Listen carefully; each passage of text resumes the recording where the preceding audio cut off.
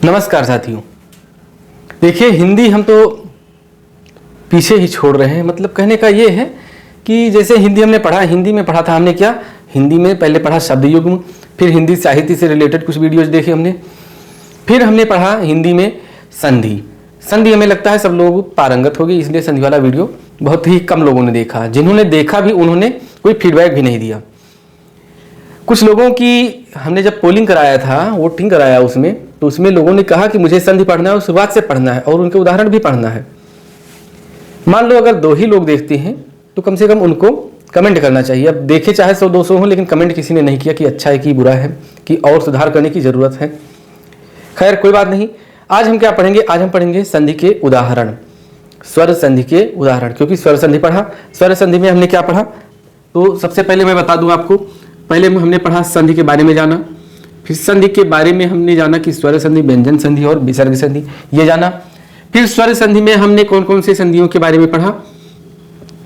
तो स्वर संधि के 5 भेद कौन कौन से? दीर्घ, दीर्घ संधि, गुण संधि, वृद्धि संधि,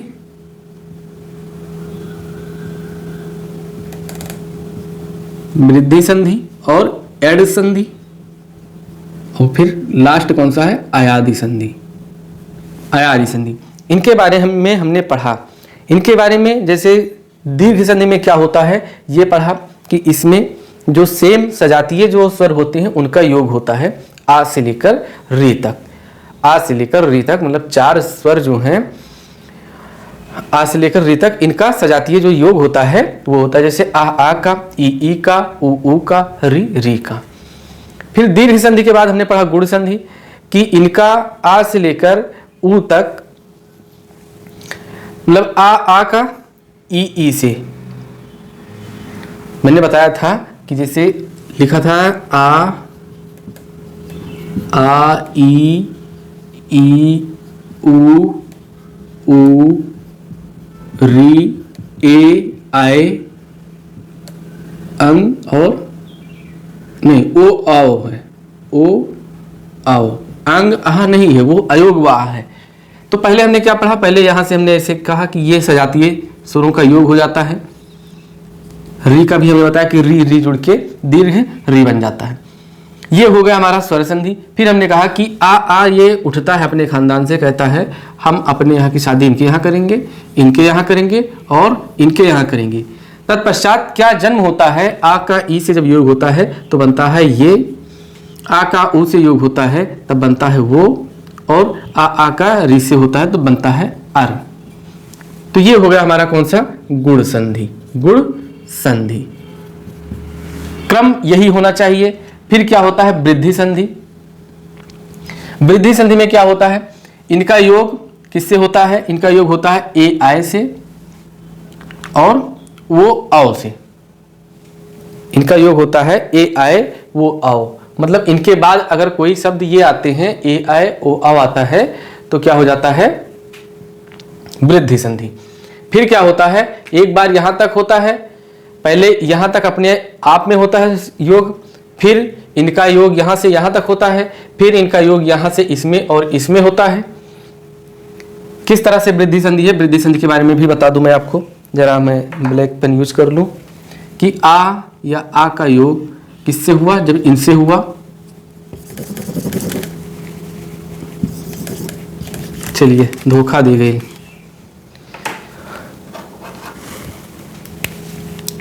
किससे हुआ? इनसे हुआ, ए आय से। तो क्या बना? ये बना हमेशा आय, और मतलब 2 चोटी वाले। इनका योग जब इनसे हुआ दोनों से तो क्या बना? हमेशा बना आओ। एक चीज मैंने ये भी बताया था कि लोग कंफ्यूज हो जाते हैं कि री वाला किस संधि में आता है। तो जो वृद्धि वाला संधि है जिसमें री की मात्रा भी लगी है उसमें री का योग नहीं होता, ये आप ध्यान रखिएगा। फिर यहां तक हो गया। ये कि कौन सी संधि हो गई? ये हो गई वृद्धि संधि। वृद्धि संधि में रिकॉल करा रहा हूं आपको, जिन्होंने नहीं देखा होगा तो उनको भी समझ में आ गया होगा कि हमने किस ट्रिक से पढ़ाया है। फिर इसके बाद क्या है? यड़ संधि। अब यहां से हम हटते हैं, थोड़ा हटते इसलिए हैं क्योंकि हमें पढ़ना है थोड़ा दूसरा यड़ संधि। तो इसको हम थोड़ा डिलीट करते हैं। हटने का मतलब थोड़ा डिलीट करते हैं।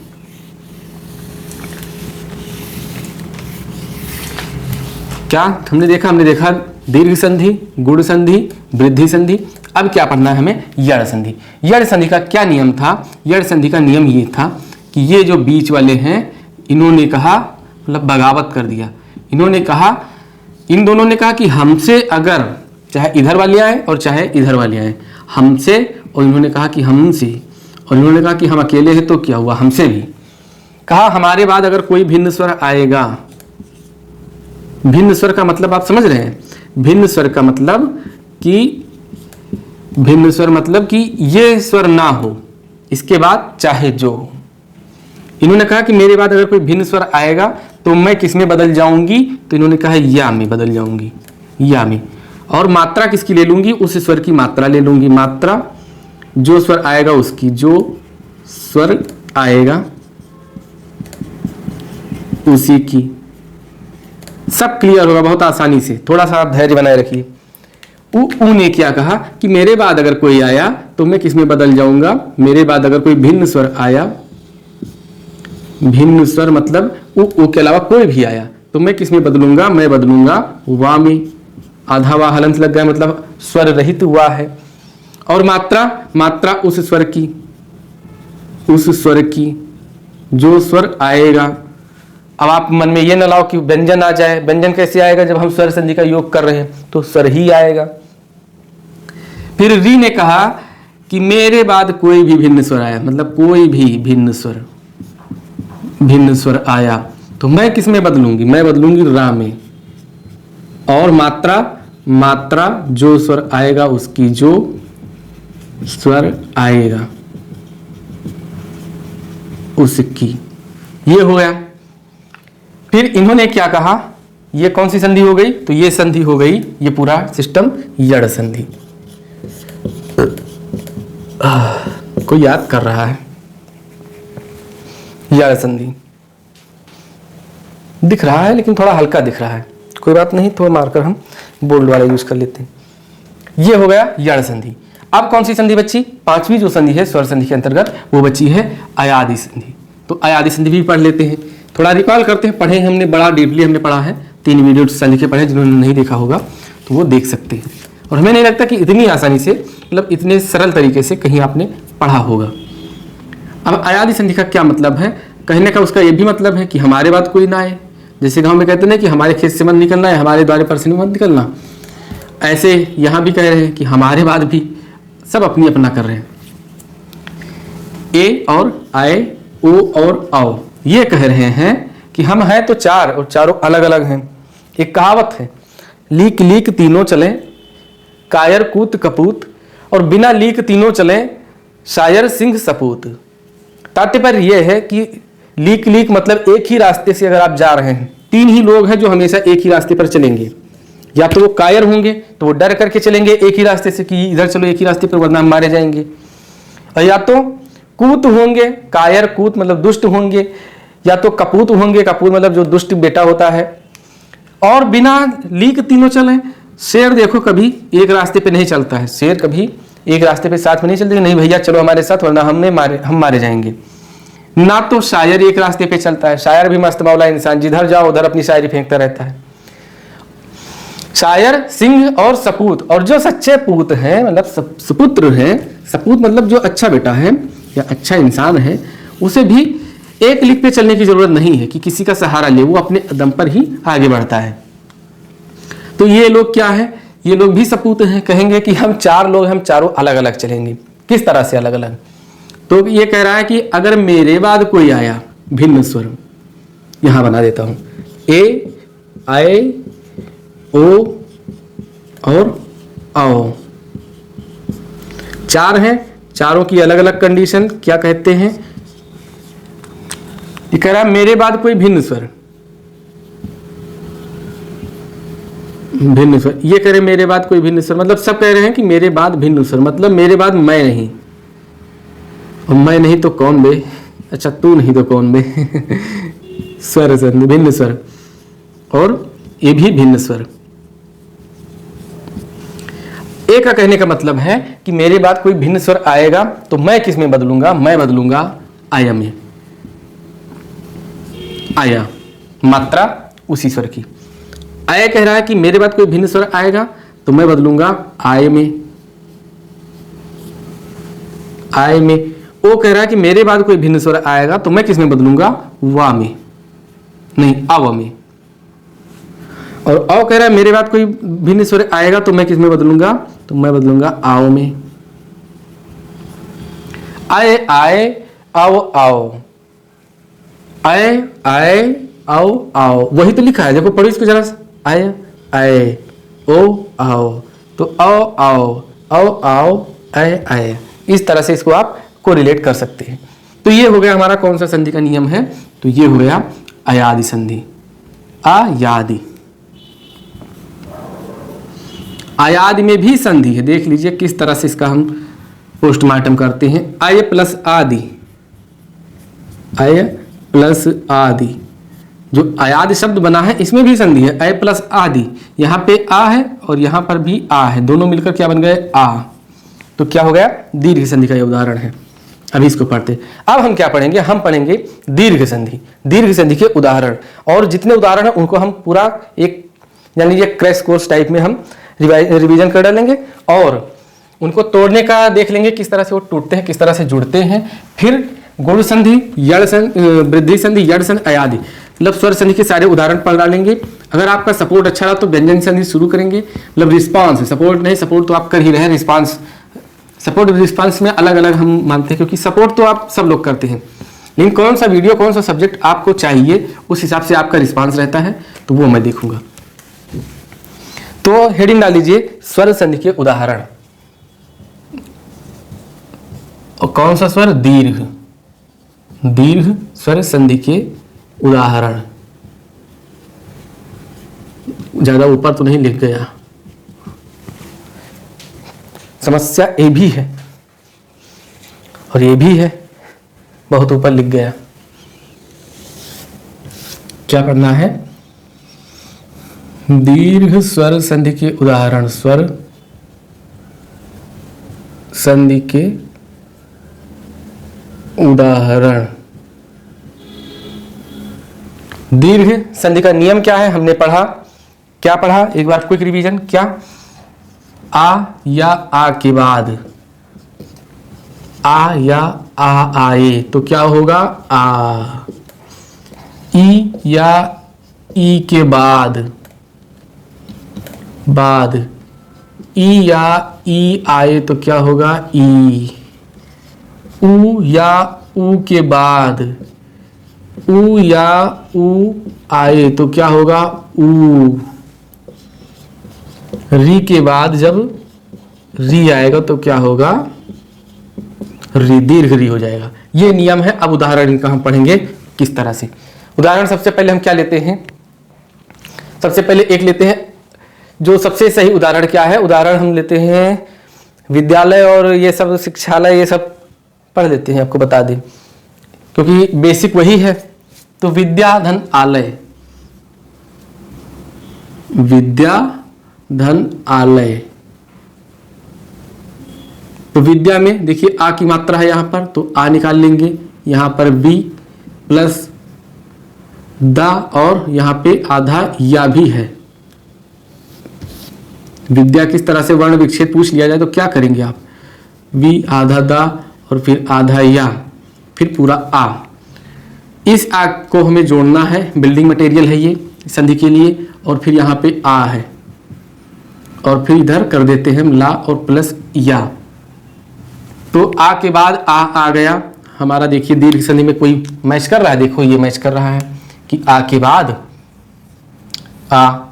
आ के बाद आ है तो क्या बनेगा? आ। तो ये दोनों मिलके क्या बन गए? आ। यहाँ पे क्या है? विद्या, विद्या प्लस आ और प्लस लय, उसको जोड़ देंगे तो लय। टोटल हमारा शब्द क्या बन गया? विद्यालय, विद्यालय। इस तरह से इसका संधि विच्छेद हुआ, विद्यालय। अब हम स्टार्ट करते हैं थोड़ा टिपिकल वर्ड। ये हमने बताया बेसिक, और जिसमें लगेगा मुझे कि हाँ इसमें हम पूरा आपको बता दें। क्या पूरा बता दें? पूरा हम संधि विच्छेद कर दें तो वाला शब्द। कुछ उदाहरण मैं बोलूंगा, उसको आप लिख लीजिएगा, उसका खुद ही करिएगा। जैसे अतीत, अतीत।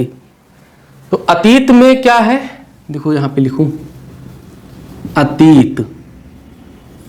अब देखिए जब शब्द को पढ़ें तो देखिए जोर कहाँ पे आ रहा है, अतीत, मतलब यहाँ पे मात्रा चढ़ी हुई है स्वर की और जोर यहीं पे दे रहे हैं। तो इसको हम तोड़ेंगे, किस तरह से तोड़ना है तब किस तरह से तोड़ेंगे। देखो दो ही शब्द हो सकते हैं, अति या फिर अति, और इधर इत या फिर ईत। तो कौन सा शब्द है, देखिए अति कोई शब्द नहीं होता है, ये भी याद रखना कि जब तोड़ेंगे तो दो शब्द ऐसे होना चाहिए जिनका अर्थ निकले। तो अति और इत ये शब्द है, तो इसका संधि विच्छेद क्या होगा, अति, अति धन इत, तो बराबर क्या हो गया, अतीत, बराबर हो गया अतीत। अब इसमें अति में देखिए ई है, छोटी छोटी ई है, और यहाँ पे छोटी ई है, तो छोटी छोटी ई मिलकर क्या हो गई, ये बड़ी हो गई बड़ी ई, बड़ी ई बन गई। और हमारा संधि कहाँ पे है, देखिए कह रहा है कि छोटी ई के बाद अगर छोटी ई आए तो किसमें बदलेगा, बड़ी ई में, तो अतीत का हो गया। फिर अब हम संधि विच्छेद डायरेक्ट लिखेंगे, ये पूरा हम प्रोसेस नहीं करेंगे क्योंकि प्रोसेस हमें लगता है आप समझ गए होंगे, और कुछ शब्द हैं जिनके संधि विच्छेद करना बहुत जरूरी है, वो पूछ लिया जाता है, आप कर नहीं पाते। आपसे एक प्रश्न पूछ लिया जाए, आग्नेयास्त्र, आग्नेयास्त्र हो गया, अद्यावधि हो गया, तो कौन सा, आग्नेयास्त्र। अब ये शब्द पूछ लिया जाएगा तो आप क्या मारेंगे, आप यही लगाएंगे इसमें कि एक चोटी है तो इसमें गुण संधि।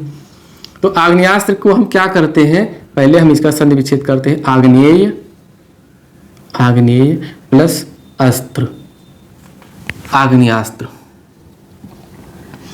शिक्षास्त्र, शिक्षास्त्र, शिक्षा एक अस्त्र है, तो शिक्षा प्लस अस्त्र, दीर्घ संधि। फिर क्या, अतीव, अभी पढ़ा था अतीत, अब पढ़ेंगे अतीव, अति, अति प्लस ईव, अतीव। और कौन सा शब्द है, कुछ शब्द और हमें, जैसे राघवेंद्र, राघव प्लस इंद्र, तो राघव प्लस इंद्र ये हो जाएगा, उसमें गुण संधि में जाएगा राघवेंद्र। उत्तमांग, उत्तम अंग, मतलब कौन सा अंग आपका उत्तम है, तो उसके लिए प्रयोग किया जाता है उत्तमांग, उत्तम प्लस अंग, उत्तमांग हो गया। और क्या हो जाएगा, धनार्थी, विद्यालय तो हो ही गया, धनार्थी, धन प्लस अर्थी, धन का अर्थ लेने वाला, धनार्थी, धन प्लस अर्थी। अर्थी वो नहीं है कि एक डोली चली एक अर्थी चली, अर्थी वो है कि अर्थ से संबंधित, तो धन अर्थी। देखिए कहते हैं शास्त्रानुसार, ये बात जो है शास्त्र के अनुसार है, तो शास्त्र प्लस अनुसार, यहां लिख दे शास्त्रानुसार। क्या होगा इसका संधि विच्छेद, शास्त्र धन अनुसार, अनुसार। मतानुसार, मत के अनुसार, मतानुसार, मत प्लस अनुसार, अनुसार। ये सब दीर्घ संधि के उदाहरण हैं। प्राणायाम, प्राण प्लस आयाम, प्राणायाम योग, योगी कह रहे हैं, रामदेव बाबा कराते हैं योग में प्राणायाम, प्राणायाम, सब यूनिक शब्द है, प्राण प्लस आयाम, ये क्या बन गया, प्राणायाम। और कौन से शब्द, और दो चार शब्द याद आ जाए हमें, जैसे हाँ बहुत शब्द, अच्छा शब्द है सूर्या, सूर्य, भूर्जा, भू की ऊर्जा, भू, भूर्जा। अब ये इसका संधि विच्छेद ही नहीं कर पाएंगे लोग, भू प्लस ऊर्जा। किस तरह से, भा में देखिए ऊ की मात्रा लगी हुई है, ऊ, और यहाँ पे ऊ है, और ऊ मिलकर क्या बन गया, दीर्घ ऊ बन गया। तो कौन सा नियम लगा, नियम लग गया ये वाला, थर्ड वाला। तो भूर्जा का भू प्लस ऊर्जा, भूर्ध्व, एक शब्द है भूर्ध्व, भूर्ध किसका पर्यायवाची है? भू मतलब धरती, भू प्लस ऊर्ध्व, ऊर्ध्व मतलब उठा हुआ भाग, धरती का उठा हुआ भाग क्या है? पर्वत। तो पर्वत का पर्यायवाची क्या है? भूर्ध्व। यहां से नोट कर लीजिएगा, भूर्ध्वा। लघूर्मी, देखिए लघु और प्लस ऊर्मी, ऊर्मी मतलब किरण, लघु मतलब छोटी, छोटी किरणें, तो इसका क्या बन जाएगा? लघूर्मी, लघूर्मी। और कौन से शब्द? अद्य और अवधि। अद्य मतलब आज और अवधि, अद्य का, आज का जो तत्सम होता है अद्य, अद्य प्लस अवधि, तो ये क्या बन जाएगा? अद्यावधि, अद्यावधि, अद्य प्लस अवधि, अद्यावधि। और क्या है? कपि धन ईश, कपीश, कपि प्लस ईश, क्या हो गया? कपीश, कपीश। रवि प्लस ईश, रवीश कुमार को जानते हैं? रवि प्लस ईश, तो क्या हो जाएगा? रवीश।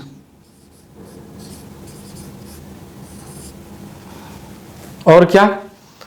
स धन आकार, देखिए साकार शब्द कहते हैं हमारा सपना साकार हुआ, तो स और प्लस आकार, तो ये क्या हो जाएगा? साकार।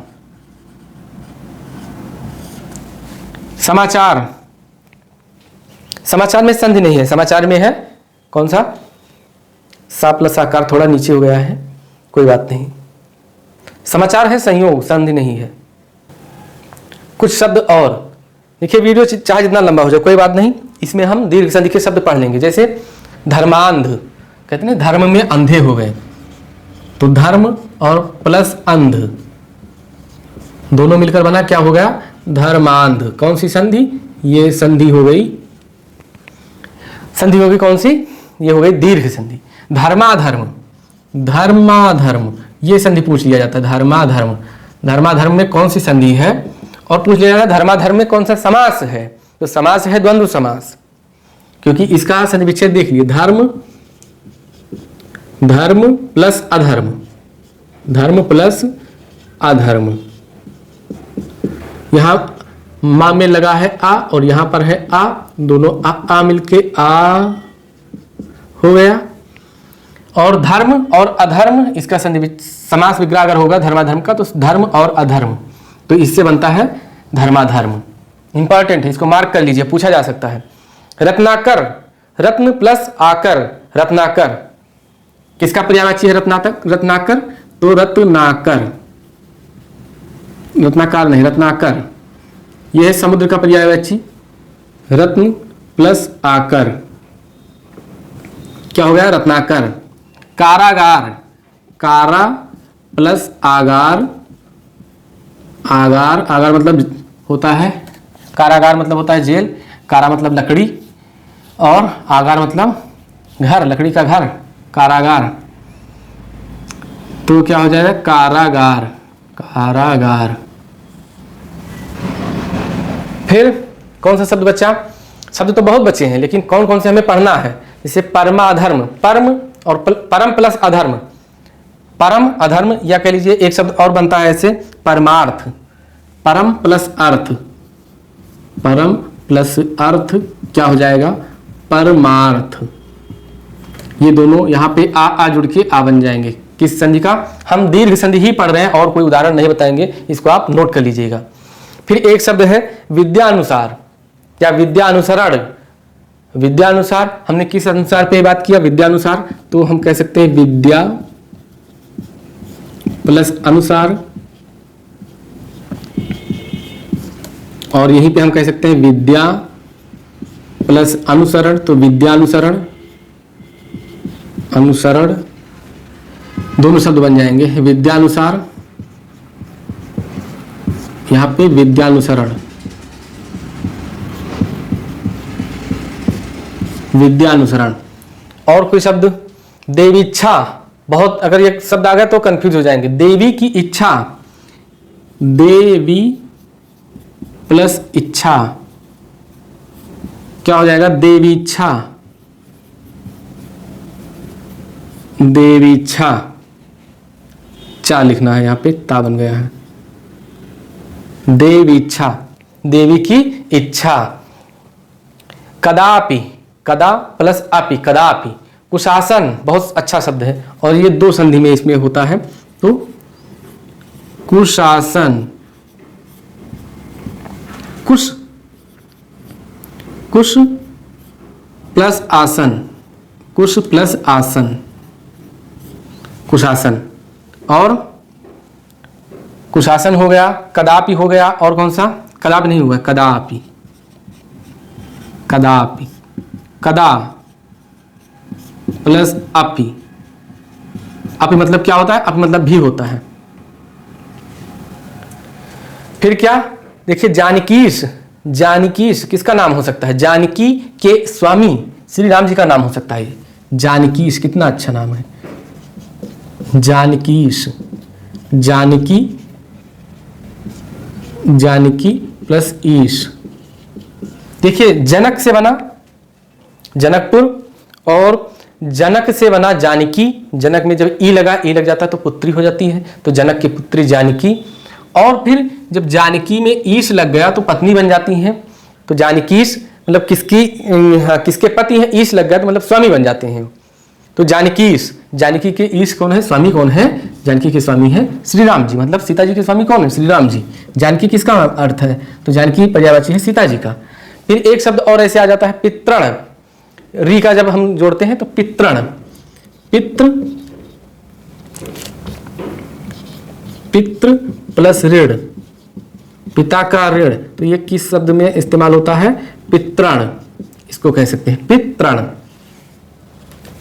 फिर एक शब्द और ऐसे आता है, अन्यान्य। अन्य और अन्य, अन्य,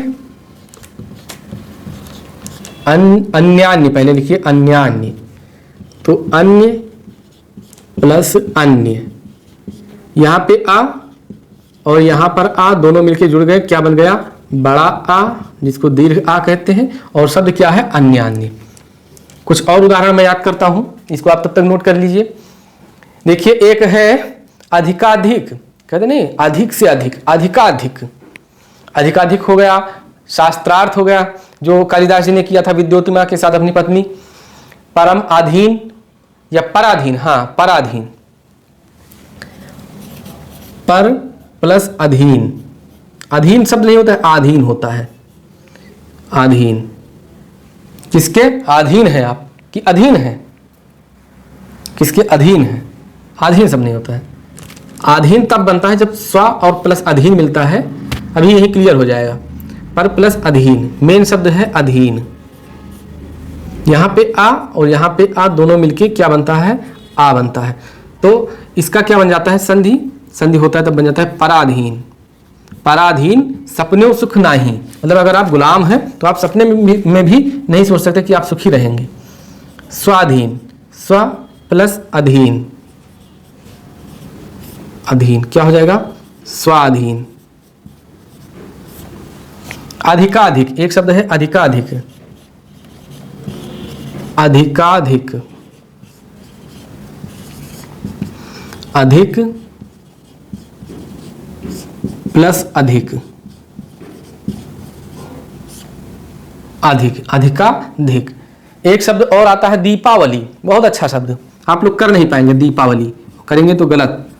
दीपावली, दीप मतलब दिया, अवली मतलब मालाएं, अवली, तो क्या हो जाता है? दीपावली। गीतांजलि, गीता, गीत प्लस अंजलि, अंजलि, मैं तुम्हें भूल जाऊं ये हो नहीं सकता, तो गीत प्लस अंजलि मिलकर क्या बना? गीतांजलि, गीतांजलि। एक गीतावली शब्द है, गीतों की मालाएं। मालाएं वही नहीं होता है कि माला सिर्फ जो फूल का होता है वही माला, जैसे पर्वत माला, तो पर्वत का फूल थोड़ी है, कई चीजें जब सीरीज बन जाती है तो उसको माला भी कहते हैं। तो गीतों की कई जब वो हो जाती है तो गीतमाला हो जाता है, तो गीतावली। गीतावली किसकी रचना है? कवितावली, दोहावली, गीतावली।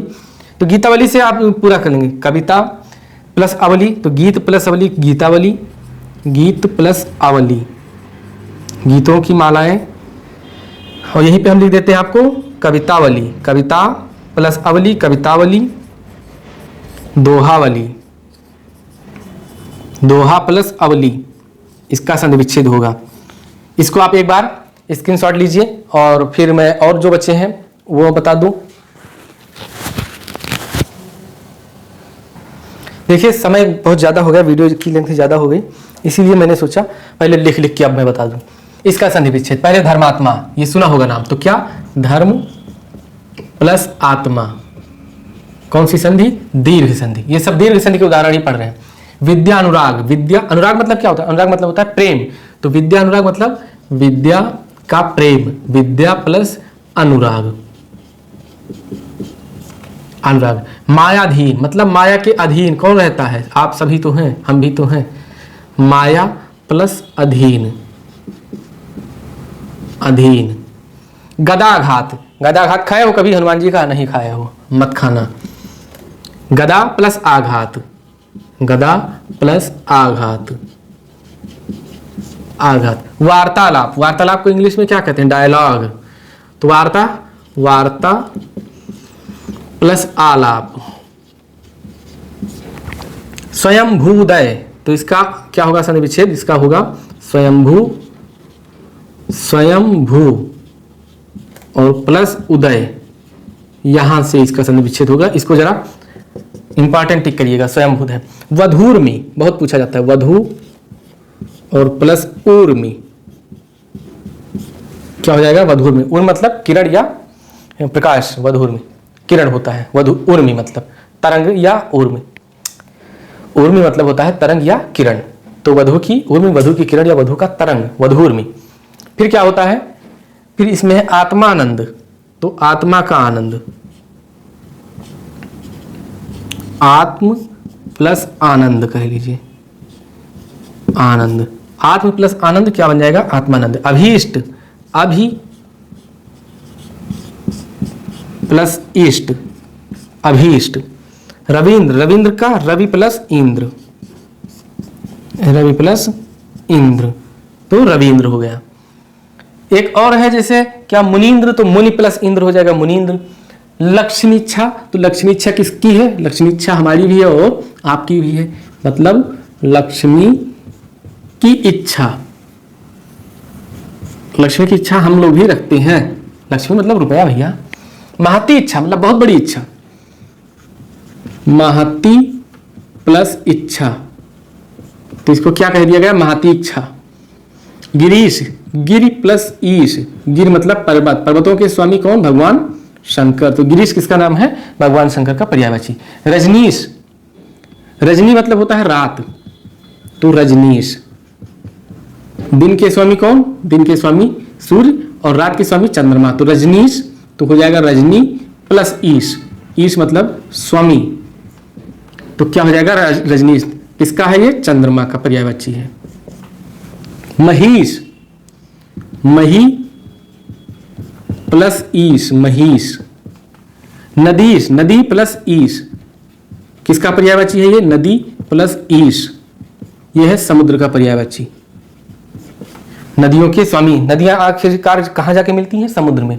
लक्ष्मीश, लक्ष्मी जी के स्वामी, लक्ष्मीश, लक्ष्मी प्लस ईश, किसका पर्यायवाची है? भगवान विष्णु का। गुरुपदेश, तो गुरु का उपदेश, गुरु प्लस उपदेश, गुरु उपदेश। वधुपालंभ, वधु का उपालंभ, वधु प्लस उपालंभ, ये शब्द जरा इंपॉर्टेंट मार्क कर लीजिएगा। वधुपालंभ, गुरुपदेश। वधुत्सव, वधु का उत्सव, वधु, देखिए वधु नहीं लिखिएगा, वधु शब्द नहीं होता, वधु शब्द नहीं होता, वधु, वधु का उत्सव, उत्सव। चमूत्सव, चमू मतलब क्या? सेना, चमू मतलब होता है सेना, और उत्सव सेना का उत्सव, चमू प्लस उत्सव। चमुत्तम, चमू मतलब सेना, उत्तम मतलब सबसे उत्तम, तो चमूत्तम, चमू प्लस उत्तम। है नहीं ये सब अच्छे शब्द? इनका एक बार स्क्रीनशॉट लीजिए, फिर मैं देता हूं आपको। देखिए कुछ शब्द और हैं और इसके बाद भी इतने ही शब्द और हैं, तो आपको भागना नहीं है, भाग जाएंगे तो हमारा क्या लेकर जाएंगे। स्वार्थी, पहला शब्द है स्वार्थी। स्व मतलब खुद और अर्थी, जहां खुद का अर्थ साधने वाला व्यक्ति मिल जाए तो वो व्यक्ति होता है स्वार्थी और ऐसे व्यक्तियों से दूर रहें। दैत्यारी, तो दैत्य, दैत्य और प्लस आरी, आरी मतलब होता है दुश्मन, तो दैत्यों का दुश्मन कौन, देवता होते हैं। एक ऐसे ही शब्द मिल जाता है मुरारी, मुरारी, मुरारी, मुरारी शब्द किसका है, पर्यायवाची विष्णु जी का, क्योंकि उन्होंने मुर नामक राक्षस को मारा था, मतलब उसके दुश्मन बन गए थे मुर नामक राक्षस के, तो इसीलिए उनका नाम बन गया मुरारी। ये देखो मुरारी, मुर प्लस आरी, अरी, आरी नहीं अरी। देहांत, देहांत मतलब देह का अंत, समास इसमें कौन सा होगा, देह का अंत, तत्पुरुष समास, देह प्लस अंत।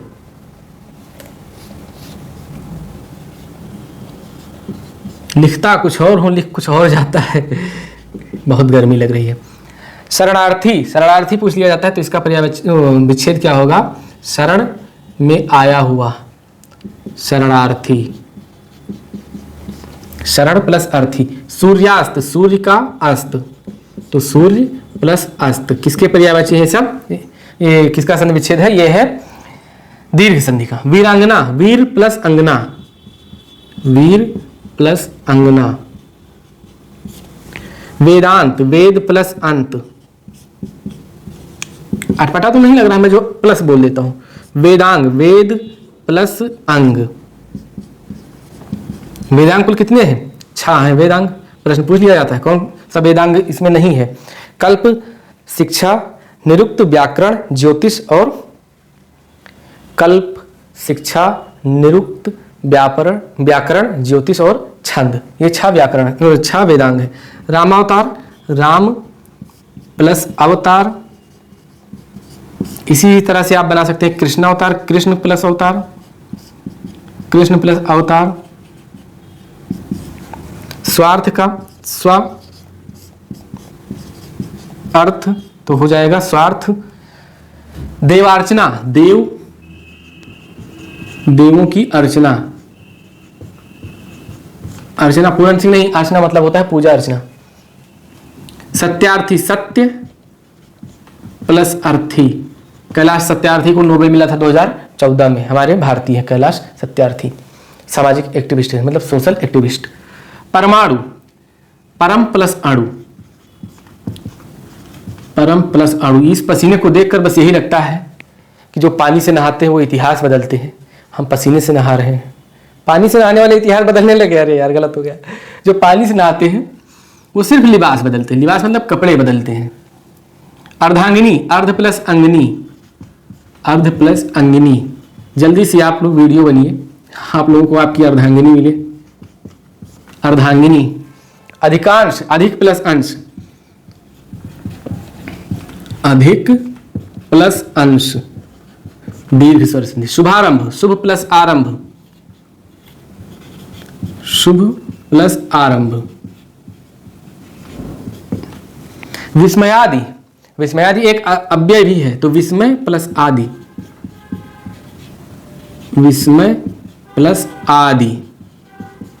मरणासन्न, तो मरण, मरण प्लस आसन्न, आसन्न मतलब होता है निकट, बिल्कुल मरने के करीब बैठा हुआ।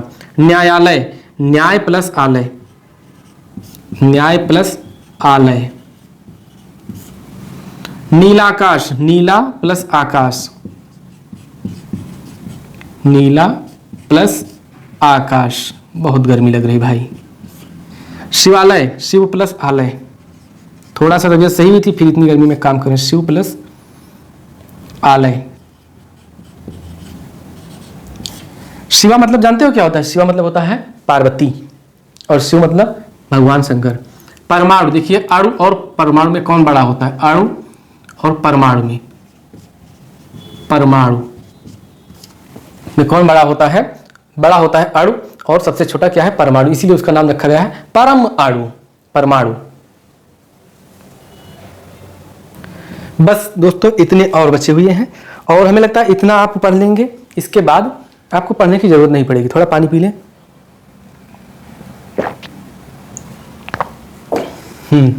शुरू करते हैं। देखिए लिखा है सानंद, तो इसका समय विच्छेद होगा सा प्लस आनंद। मतलब इसका अर्थ क्या होता है? अर्थ होता है आनंद सहित। हरीश, तो हरि प्लस ईश, हरि के स्वामी। रेखांकित, रेखा, रेखा प्लस अंकित, अंकित। रेखांकित, सीमांकित का सीमा प्लस अंकित। पृष्ठांकित का देखिए पृष्ठ प्लस अंकित। परीक्षार्थी का परीक्षा प्लस अर्थी। मैं अर्थी बोलता हूं तो आप लोगों के मन में कुछ और आ जाता है। परीक्षा प्लस अर्थी। आज्ञा अनुपालन, मतलब आज्ञा का अनुपालन, आज्ञा और प्लस अनुपालन, अनुपालन। बहुत गर्मी हो रही भाई। दीक्षांत, दीक्षा, दीक्षा का अंत। जब आप लोग पढ़ लेते हैं, आपकी दीक्षा पूरी हो जाती है, तब दीक्षांत समारोह होता है। यथार्थ, यथा प्लस अर्थ, यथार्थ। वर्षांत, वर्षा नहीं, वर्ष, वर्ष का अंत, वर्ष का अंत। वर्षा का अंत कहाँ होता है भाई? परीक्षा, परि प्लस इच्छा। परि मतलब चारों ओर, इच्छा मतलब जांचना। इच्छा है ये, ध्यान देना। हाँ, फिर है हरिच्छा, ये हरि की इच्छा, हरि प्लस इच्छा। व्यवस्था अनुसार, तो व्यवस्था के अनुसार, व्यवस्था प्लस अनुसार, अनुसार। प्रतीति, प्रति प्लस इति, तो ये प्रतीति हो गया। मुनीश्वर, मुनि, ऋषि मुनि का मुनि प्लस ईश्वर, तो हो जाएगा मुनीश्वर। कवीश, कवि प्लस ईश, क्या बन जाएगा? कवीश। पृथ्वीश्वर, पृथ्वी प्लस ईश्वर, तो क्या हो जाएगा? पृथ्वीश्वर। श्रीश, तो श्री, आप लोग भी हमारा पसीना देख रहे हो, इससे ज्यादा पसीना बहाया हमने पढ़ने में। श्रीश, श्री का ईश, मतलब श्री के स्वामी। किसका पर्यायवाची है? विष्णु जी का, लिख लीजिए। श्री मतलब लक्ष्मी जी। भूतगार मतलब ज्वालामुखी का पर्यायवाची, इसको याद करिए। भू प्लस उद्गार, भू प्लस उद्गार, यहां लिख लीजिए। ज्वालामुखी का अनेकार्थी या पर्यायवाची ज्वालामुखी। सिंधूर में, सिंधु, सिंधु मतलब, सिंधु मतलब समुद्र। सिंधु की ऊर्मी मतलब लहर, समुद्र की लहरें जो है उसको सिंधूर में कहते हैं। धातुष्मा, धातु की उष्मा, धातु प्लस ऊष्मा। भूष्मा, भू मतलब पृथ्वी की उष्मा, भूष्मा, भू प्लस ऊष्मा। अंबुर्मी, अंबु मतलब जल, अंबु प्लस ऊर्मी, ऊर्मी मतलब लहर, ऊर्मी। यहां सिंधु और उर्मी है, यहां पे उर्मी, और कहीं तो उर्मी गलत तो नहीं लिख दिया है? ठीक। और भूद्धार, तो भू का उद्धार, भू प्लस उद्धार। तो ये थे दोस्तों हमारे दीर्घ संधि से संबंधित जो प्रमुख उदाहरण है, उनको मैंने बताया। और पसीना बहुत हो गया, पसीने की कीमत तुम क्या जानो रमेश बाबू। तो ये पढ़ लीजिएगा। एक सचिंद्र है, सची प्लस इंद्र। सची मतलब जो सची पत्नी है किसकी? इंद्र की पत्नी है, और सची प्लस इंद्र तो सचिंद्र हो जाएगा। या तो इसको ऐसे कह सकते हैं सची और इंद्र, ये भी तत्पुरुष द्वंद्व समास का उदाहरण हो सकता है। सचिंद्र। नारीच्छा हो जाएगा, नारी की इच्छा, नारीच्छा, ये तत्पुरुष समास के अंतर्गत आएगा। मतलब इसमें संधि अगर आप पढ़ेंगे ध्यान से तो समास वाले भी निकल आएंगे। तो दोस्तों मिलते हैं आपसे नेक्स्ट वीडियो में, तब तक के लिए नमस्कार। वीडियो को लाइक कीजिएगा, पसंद कीजिएगा मतलब, और चैनल को सब्सक्राइब तो किए ही होंगे, नहीं किए होंगे तो कर लीजिएगा। नहीं करेंगे तो कोई बात नहीं, कोई और करेगा, आप नहीं करेंगे तो करना तो है ही। अब आ गए हैं तो आप पीछे तो लौट नहीं सकते। इसी चीज़ के साथ आपसे मिलते हैं नेक्स्ट वीडियो में, तब तक के लिए नमस्कार। पीना है? क्या है? जल है, और जल ही जीवन है। ये जीवन बहुत ज़रूरी है, पीना बहुत ज़रूरी है। वो वाला पीना नहीं, ये पीना।